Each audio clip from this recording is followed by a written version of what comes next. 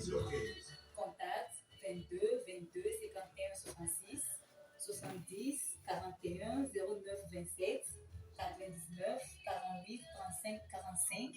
Email msdlomé2008@gmail.com.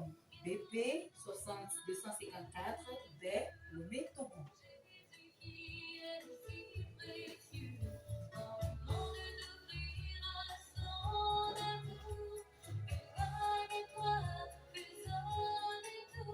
Radio JVA, Yesu lomi, betodo la lolo ao. Adama. Mi pomia ke gbedo na me o.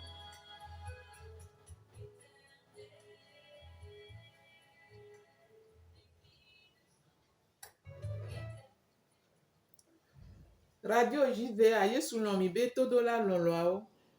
Mi le dogbe na mi to mi afofo Yesu Kristo benko kwa siladi. Ke amesio benko mi le sele muano enyi mi anovio. Dogbe de la Emmanuel le diama Abuja benko mi le sele muano. E mi gbale mi abe tanya gan si o son kone be MSD Media Service Diffusion. E mi abe nous son be tanya gan elenye Kristo ha be doda si amenea. Eye Kristo ha be doda si amenea. E tutu bantoa elenye Kristo pome ape doda si ban elenye maube avako. Maube avako. Ebegwa elenye doyope. Etongwa elenye maube pomea. Maube pome si tote do maube nonondi. Maube dodoji. Eye enegwa elenye nous sonsron alo nous fiape. Ke nous fiape wan elenye enegwa ke ntimi le ponupo do so kaka nyiso. Egbe a eji ba kpare kaji la gai. Tamia son no kata pe gome dije. So dasina mau no se on katato. Papa mau no se on katato dipo ple anigba wala mi de akpe na. Ela bena enabe monu popo ga sumi asi. Bena mi agaba idoaji kudola. Papa mi so dope gbanto anao. Emi bio bena wo gbogbo kokwe nto neba plomi le egbebe nu fiofio ame. Bena ameko o le do tomia papa jirawa pe jokwa pe susu odo. Be nu siko wa segbe wa se kudo gbogbo me beto. Kudo gbogbo me beji. Bena nu si mi awo egbebe nkeke ane do oye wa. O ma ugbagbe la be nko doji. Yesu Kristo ben come. Amen. Amen. E sigbele ke mi le gbon. Sigbele ke mi le gbon be mi abe egbebe nu fian elenye Kristo pomea enye nous tromper enye nous tromper ta mi ponupo kudo amene ami le ponupo kudo enti mi gbon enya sugbo bai ba nyiso ami to aji kudo Kristo be pomea o gbon be nous tromper anu kawe mi la stron be vere o elenye bena mi anoka dede me pripa kuma o mi abe ka dede me nyueto kudo Yesu Kristo mi strong le Yesu Kristo be apote eye ka dede pripa me nono kudo Yesu Kristo a ebio bena mi aje gome mi aje nkike agome kudo benzi paji ke mi ponko kudenti ta maso egbe ana esronye ke elayi ejina mi.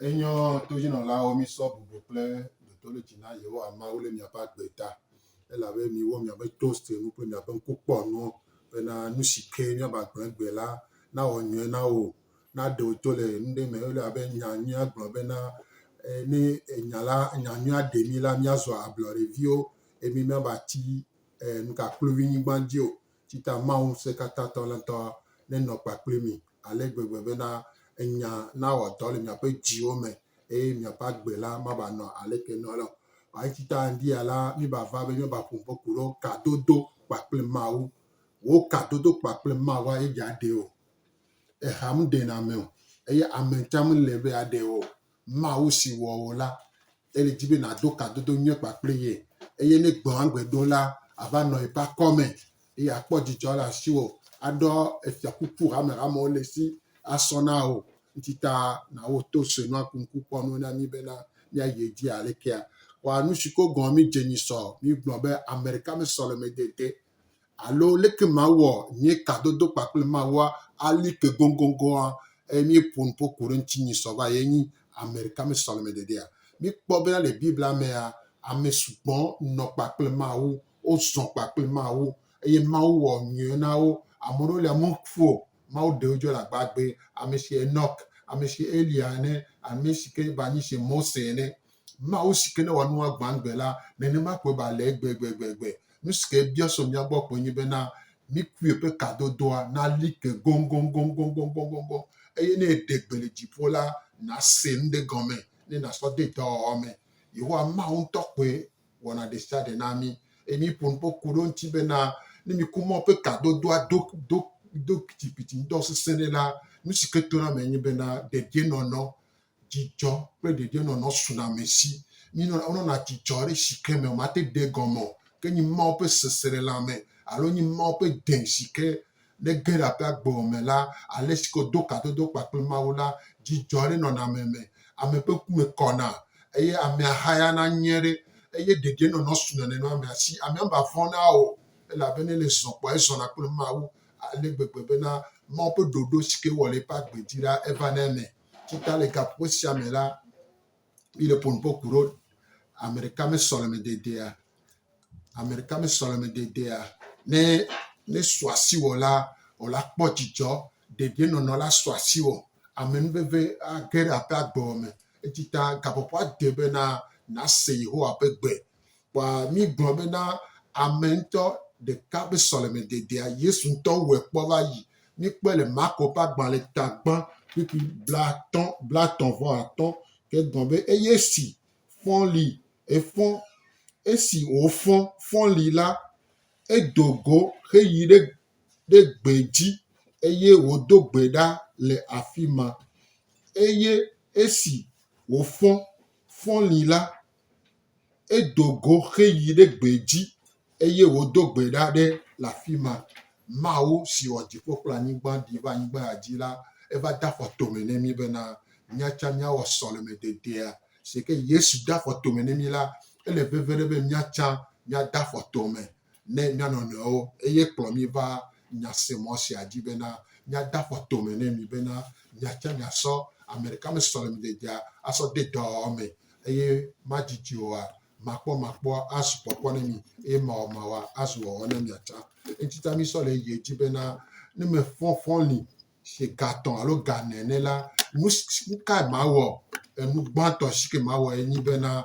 maklo nyeziame aklose me eni be ahunu vogome ade kuku ne ma wo be vodata siko nto do si do be ye wola avweme ade kuku ne sike nto gbo be na amesha mesike hu pe nu vogome la jojo tokle ankore to eni be yasoke mi apele Yohanes pa gban le gbanto etagban pipi amasire ke ame nya ba pele sa e pa gban le ta eno gbanto so pipi amewi aden so yiro amewi blave la nya ba kerenti yo antogbe fa na do nya dro honu ne vodado ba bianchala ala re ntita nu gbanto ni be mi akro nya me se nya hunu fo gome mi adrase alo America me yina ma ugbo dino nemo mi po Somme 24 alo Salmon ta blave von ne la egbon be na mekela no mo pe kokope o ameke me jimeko amesike me dana la po amesike mo na nouvon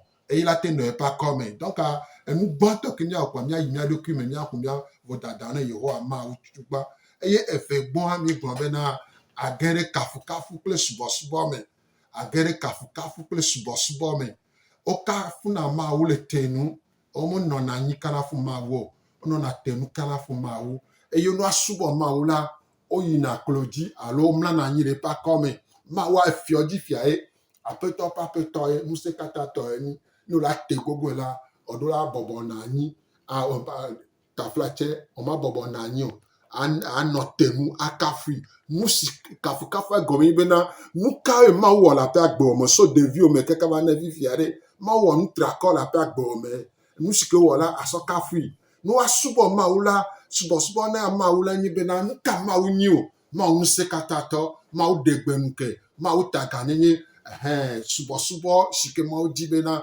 míaƒoe mla eye nyi enua subɔsubɔa eye evelia wa akafu mawu asubɔe.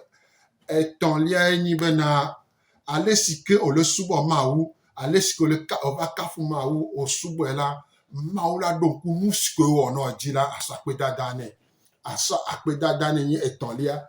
Ada akpe nɛ le kudo yayra gbɔgbɔme yayra wòle lãmesẽ me alo mawu yra wò ku ɖe wò xixe me be nu yɔ ŋuti la, sɔ akpedada nɛ. Sɔ akpedada nɛ ɖe viwo, esrɔ̃wo ta, dɔwɔɖuwo tsã ta. Nu siawo hiã bena asɔ akpedada na mawu. Eye enelia la, axɔ nya la akɔ. Ado gbe ɖa le edua ta, ado gbe ɖa le hamea ta, ado gbe ɖa le nɔviwo ta, ado gbe ɖa le srɔ̃ ta, ado gbe ɖa le edukɔwo si ke ƒo xlã mía ta. Mawu gbɔgbɔ kɔkɔe ŋutɔ la ƒoe le wò me. Gake me wòle kafui, gake wòle subɔe, gake wòle da akpe nɛ la, gbɔgbɔ kɔkɔe la sɔe ɖo dzidzi nɔ be do gbe ɖa le Kofi ta, do gbe ɖa le Adzoa ta, do gbe ɖa le Togo ta, do gbe ɖa le Eduya ta, alo do gbe ɖa le ame dzimetɔtrɔ ŋuti ta. Mawu ƒonɛ ɖo na me. Eye atɔ̃lia enyi be ŋkɔ adzro Biblia me. Ade gble ku ɖe Biblia ŋuti. Atɔ hehlẽ so nubabla yeyea me kaka sɔ yi ɖe nubabla yeyea me vɔvɔ me. Ke ŋgbe nava dze gɔme le nubabla xoxoa me. Eye mikpɔe le dzidzi bena ne la nyɔ la, ahlẽ xexlẽmea eta ɖeka alo eta eve le gaƒoƒoa me. Ale gbegbe bena nanɔ nɔ nya me. Enya me nɔnɔ la ena be la zu ablɔɖevi. Enya me nɔnɔ la ena bena ŋku la ƒo nɔ le anɔ nya me la, wòle akpɔ mɔ ƒe nugã dzɔasuwo ke wɔ. Ne ekpɔ Davida, Mawu wɔ nugã dzɔasuwo egblɔ le eƒe Salomoa me. Amewo kpɔ nuteƒe, Mosewo, Abrahamowo, ne wòle hlẽ nenema nya la, wòle akpɔ nuteƒe si ke Yehowa Mawu wɔ le amewo ƒe agbe me. Mikpɔ be Enɔk enɔ agbe kple Mawu ale gbegbe bena Mawu ɖe dzo agbagbe la ele Biblia me. Be xɔ Biblia me ye xɔsewoa ela si ɖe dzi. Xexlẽa me ye xɔsewo la si. Xexlẽa me la ye wòle agã. Xexlẽa me la eƒe amenuveve la sɔ asi wò. Eye adelia nyi bena nàdo gbe ɖa le wò ŋutɔ ɖokuiwo ta. Nàdo gbe ɖa abiɔ nu si ke wòle dzi be Mawu ne wɔ ne yia. Mawu egblɔ be ekɔ fɔfɔli la, la sɔ ŋkekea de asi na Yehowa Mawu le gbedodoɖa me. Ado gbe ɖa biɔ be Mawu ne kpɔ ye ta. Ado gbe ɖa be Mawu ne kpɔ ye srɔ̃ ta, ne kplɔ meviwo ta, mi kplɔe va yi sã. Vɔa le gbedodoɖa sia me la, menyi be ava doe ɖe ame ɖe ta ye o. Wò ŋutɔ tɔ, nu ka wòle dzi be Mawu ne wɔ le eƒe agbe me.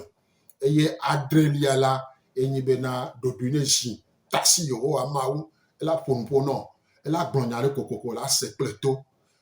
Mawu la hu ŋku nɔ. Ŋuti ta mìaƒo nuƒo ku ɖe ŋuti vi ɖe leke míate se Yehowa ƒe gbe o. Yehowa ba kpɔtɔ le ƒo nuƒo. Yehowa eba kpɔtɔ le ƒo nuƒo. Eye míakpɔ Mateo ƒe agbalẽ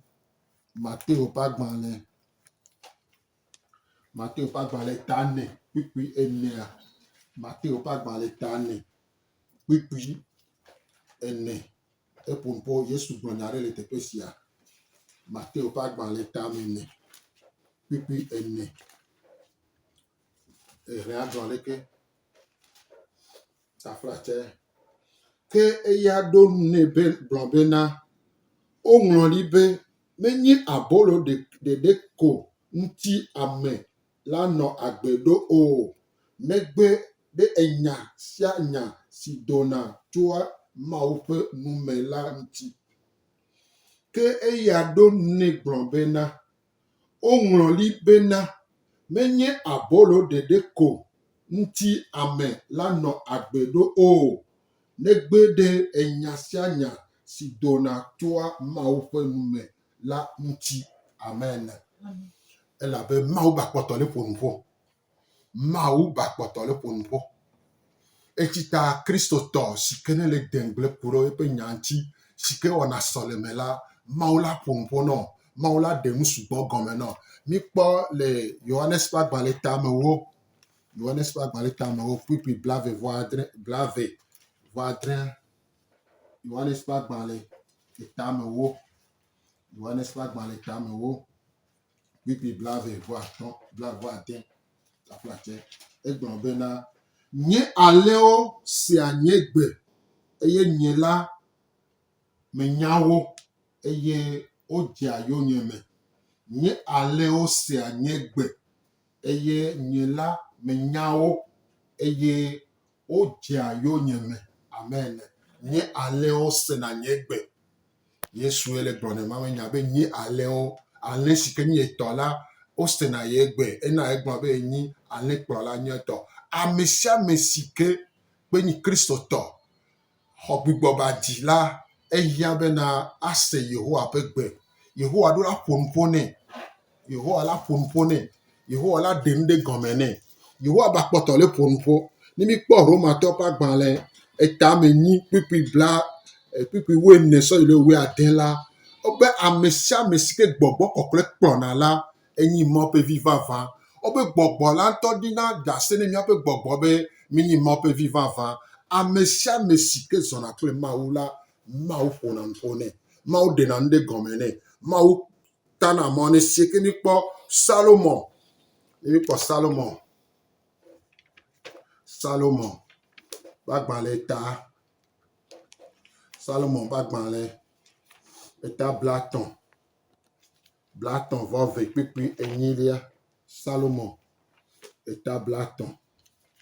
Salomon ƒe agbalẽ eta blatɔ̃. Ta blatɔ̃. Blatɔ̃ vɔ ve kpikpi 8lia. Salomon ƒe agbalẽ eta blatɔ̃ vɔ ve kpikpi 8lia gbɔ be mafia nu wò eye mafia emɔ si nato la wò. Mado aɖaŋu na wò eye nye ŋku anɔ ŋuwò. Mafia nu wò eye mafia emɔ si nato la wò. Mado aɖaŋu na wò eye nye ŋku anɔ ŋuwò la. Amen. Mawu le ƒo nu ƒo to David dzi bena ya ŋkɔ yafia nu wò. Yehowa Mawu bena le ɣeyiɣia mea ya nyi ŋkɔ míagblɔ be English me be teacher alo le ablotsigbe me la nufiɔ enseignant alo nufiɔla le gbegbe me. Yehowa Mawu be yanyi nufiɔla na wo.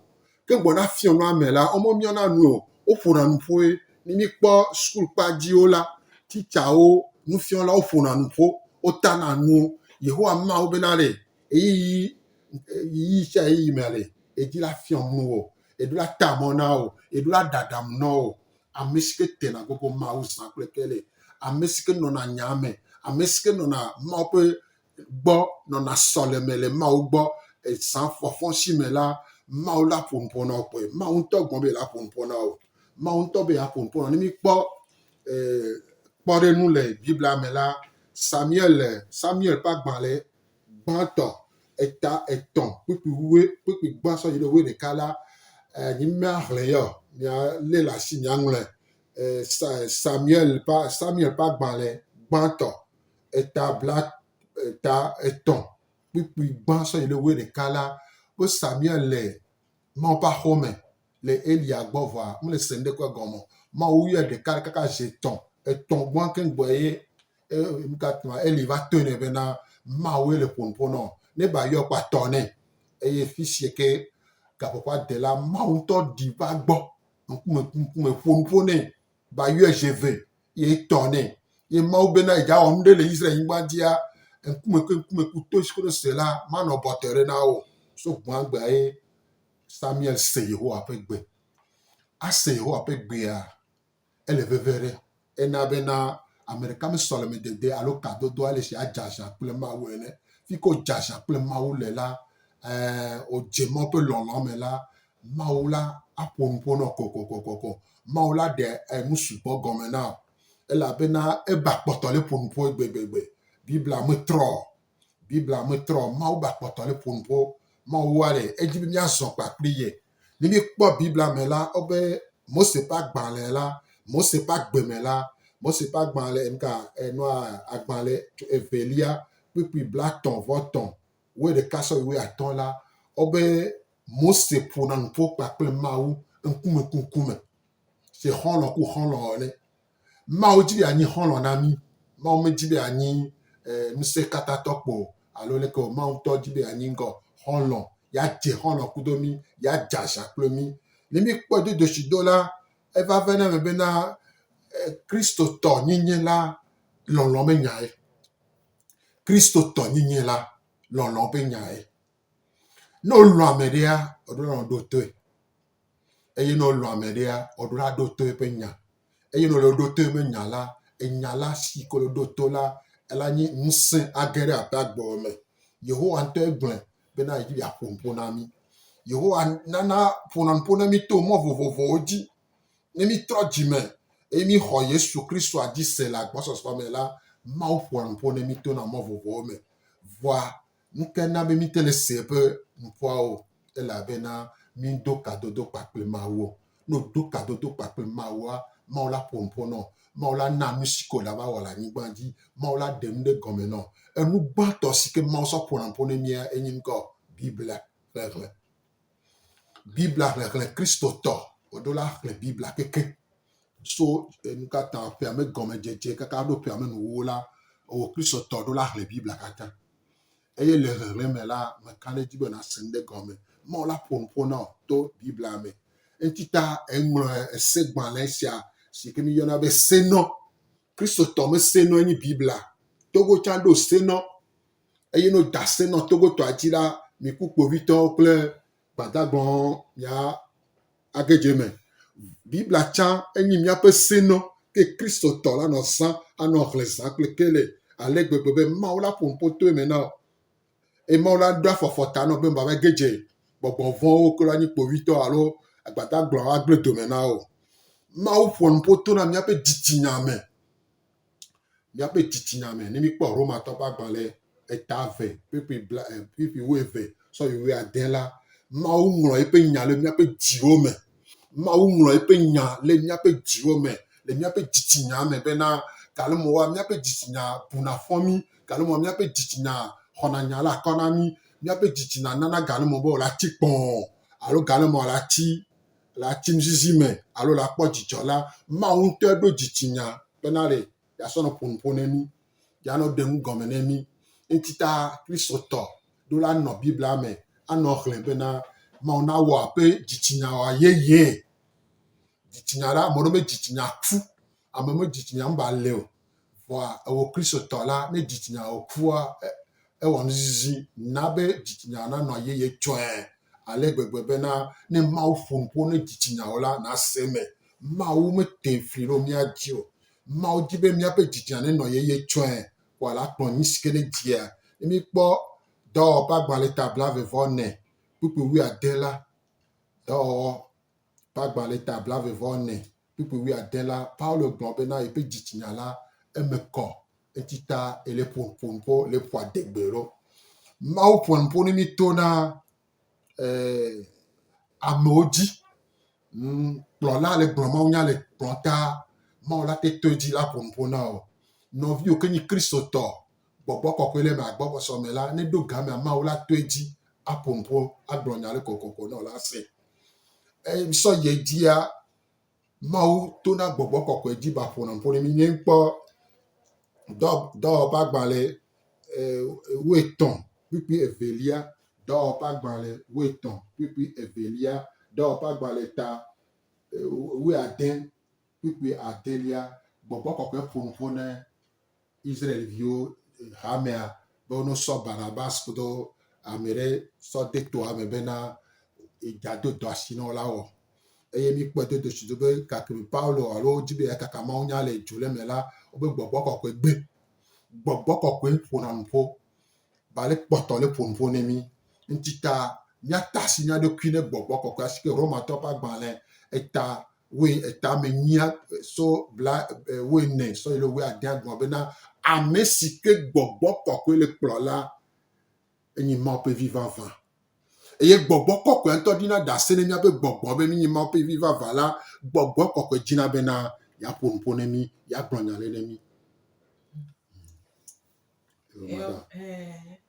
enya ewa Mawu ya le nɔ te kpɔ mi bena etɔ ku vi be ka ɖe ne ba nɔ mia me kplikplikpli elabena mia Mawua elɔ mi ale gbegbe ke ewɔ bena ne miwɔ dɔ vɔ ŋkeke me tsã miava dide me ye Mawu nya gblɔ na mi bena míabe Mawua mudɔna alɔ mudɔna kɔlɔe tsã ele kpɔ mía ta ele lé ŋkui ɖo mía ŋuti mi le nɛ veve ale gbegbe ena bena edzina koko bena yeafiɔ mi afɔdoƒe edzina koko bena yeaƒo to ɖo na mi edzina koko bena yeakpɔ mi le dedienɔnɔ me ŋutifafa me bena kadedea nanɔ nyuie ɖe kɔa eku ɖo mía ŋutie nenye be mía ŋutɔ mido game na kadede wa kplikplikpli ku Mawua Mawu la nɔ dzi nyuie na mi vɔa mi mate ŋu xɔe o ta míabe kadede nyuietɔ ku Mawua eku ɖo mía ŋutɔ míabe tsãtsã ŋuti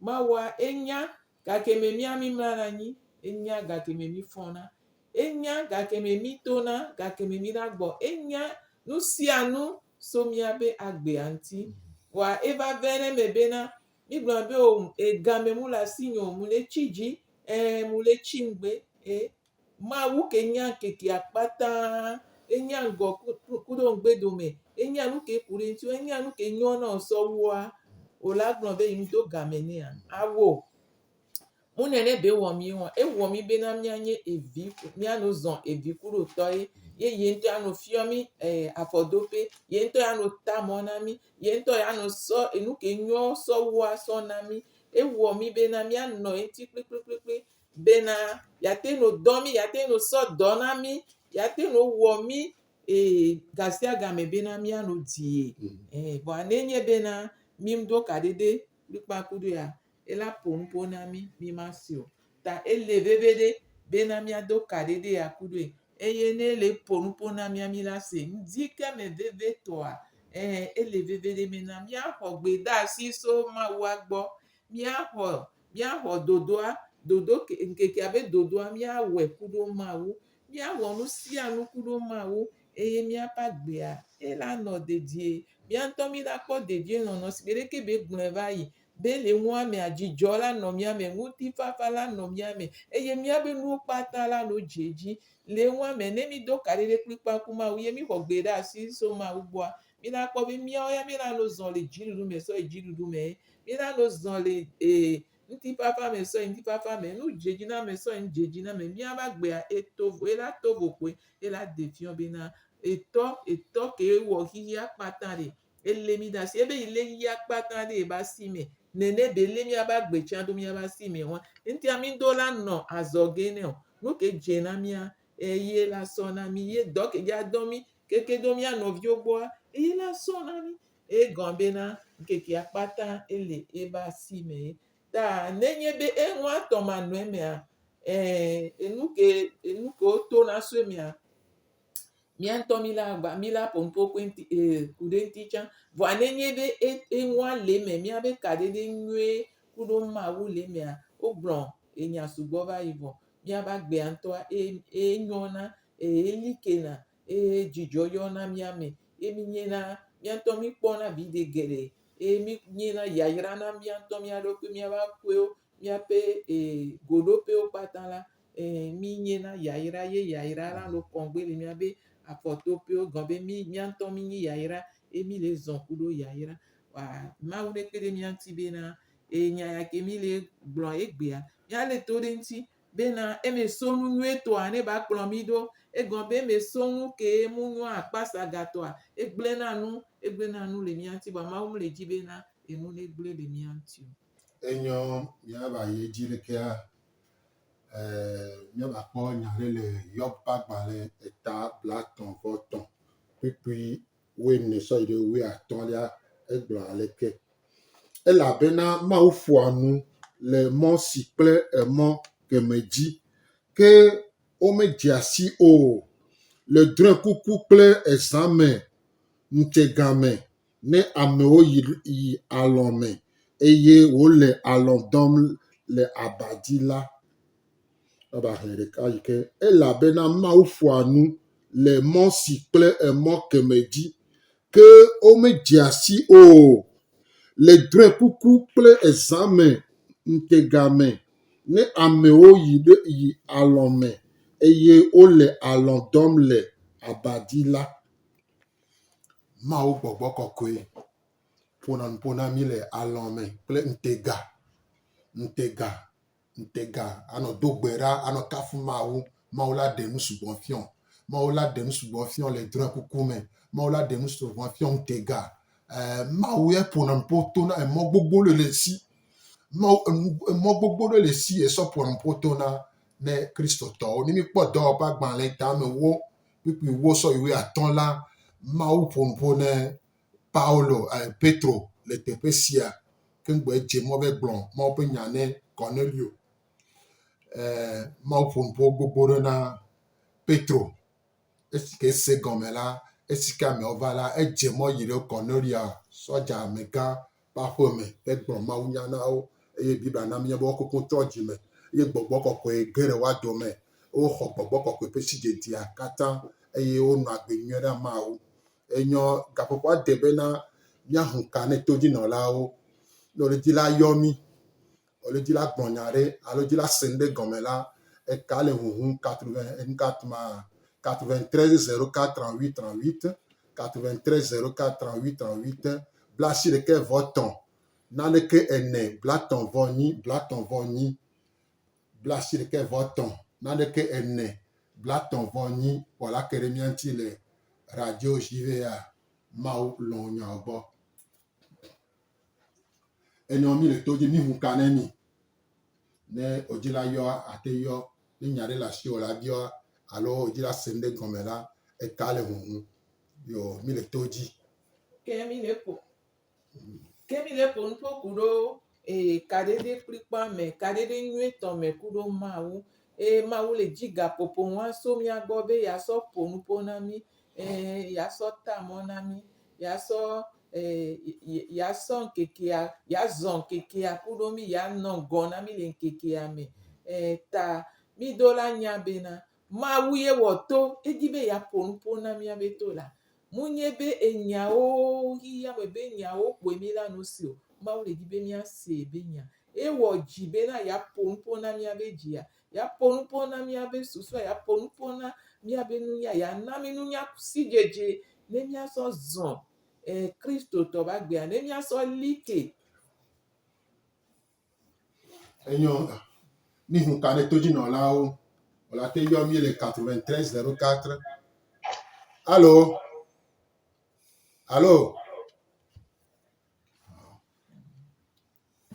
mi le radio JVA wòle ate yɔ mi le 93 04 38 38 93 04 38 38 ne wòle dzi la yɔ mi ne nya ɖe le asiwoa alo dzi la biɔ nu ɖe gɔme se la mɔɖeɖe le mi do ta fla tsɛ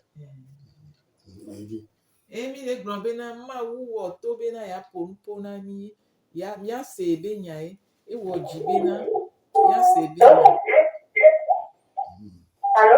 Allô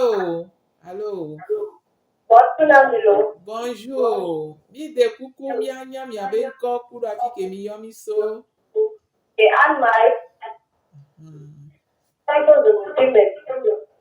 yo Anne-Marie mi le to dzi dzo le mikro agbɔ vi ɖe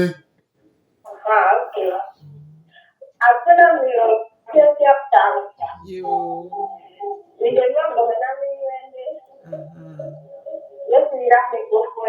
yo agbe kaka yayratɔ tsɔ nyi lo enyo akpe na dada lo mianɔvia mi ba le to dzi nyate yɔ le 93 04 38 38 ne nya ɖe le asiwò la biɔ alo wòdzi la se ɖe gɔme alo ke mi le gblɔ bena Mawua eƒona nu ƒo na viawo edi bena ne nu yeya keke fɔ míazɔ le ebe ɖoɖo me míazɔ le ebe lɔlɔ̃nu me ye nye bena ne mi se ebe ɖoɖoawo mi la zɔ le mía ŋutɔ míabe ɖoɖo nu ye va ne me bena mu le dza dze dzi na mí o vɔa Mawu gblɔ bena enuwo kpata la dze dzi na mí gblɔ bena mi la zɔ le yebe ɖoɖo me le ŋutifafa me le dzidzɔ me mi la zɔ alo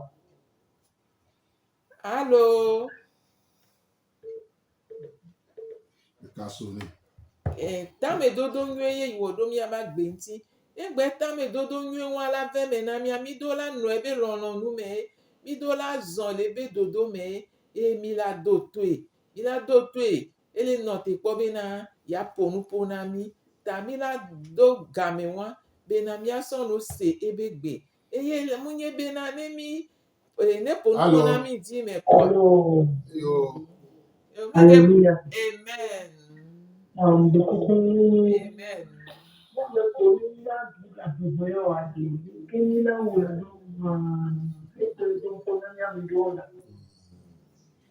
enyo egbea le ha me la do pe gbea pe nsope.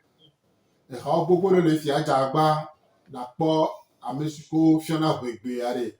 No ku gbogbo kwa nko be wo 3 tan lo 3 ne la kwa. O chala te han bibla. Yo monitor nous so. Ma wira olo. Kemi le gbọn be na ma wo dododo nkekere pepe jina mi. Ye wo dododo via o patanji.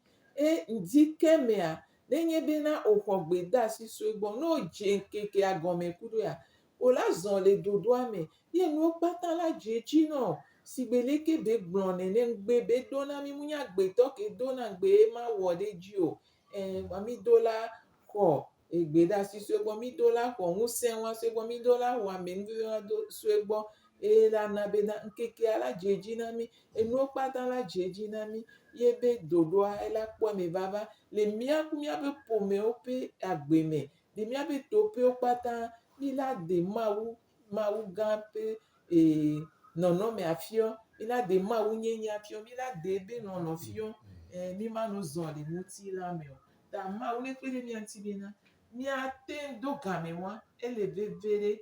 Ma wu le note po mi. Be na ya poto do na mi. Be na ya degbe asina mi. Be na ya do muse mi. Be ya na mi nunya si jeje. Keje. Ne mi aso zon keke ame le ji dudu me. Le ji jo me. Le eno patan pe ji jeje me. Ta ma wu to le wo yoyo na mi. Enyo. Yo ma bazana ma bu so pone mi to haditi me. Kalmo haro vana nu menemia. Minjina be mia jiu. Kakumule ji hawa.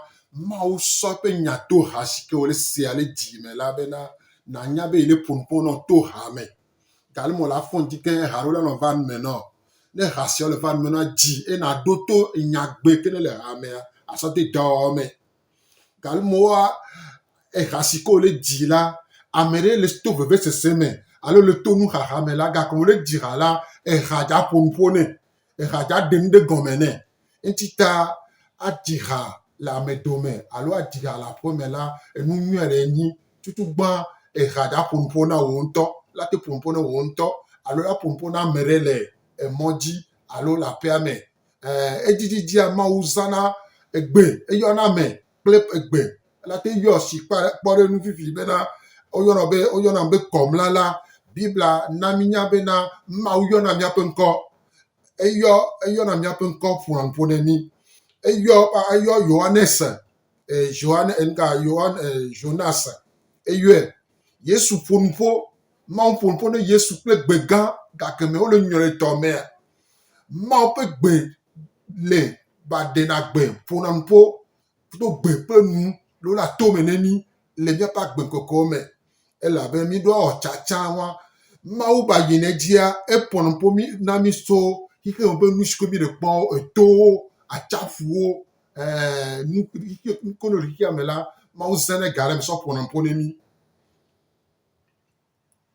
ma u blanya ne mi ma u tena afoto me ne mi tona npopopo me egbela ma u ba tona nyase modi radio télévision ga me ko nglonu so agbanle o me ye mi hlena la kalmo ma u fo poto na ne mo no me na be amodolia radio yo se yo so ma gbe na Yesu ma u fo na o amodolia télévision o le gbon nya le télévision o se la o so ma gbe na Yesu Kristo la yo ba poto sana enu vovovo e ma so ro te pe de ka mi aso te pe de ka to na mo vovovo pour un ponemi nyawe la no nzon ano nzon la be na jitinya cha pour un ponemi kin ba bosan cha di me ya pour un ponemi Les mi kpɔ vovototo le mawu tɔme la, mawu ne mawu le ƒoƒo nɔ la, dzidzɔ enyi. Vana bosɔn le ƒoƒo nɔ la, xaxa, etame bobo tsakatsaka, vovototo le me.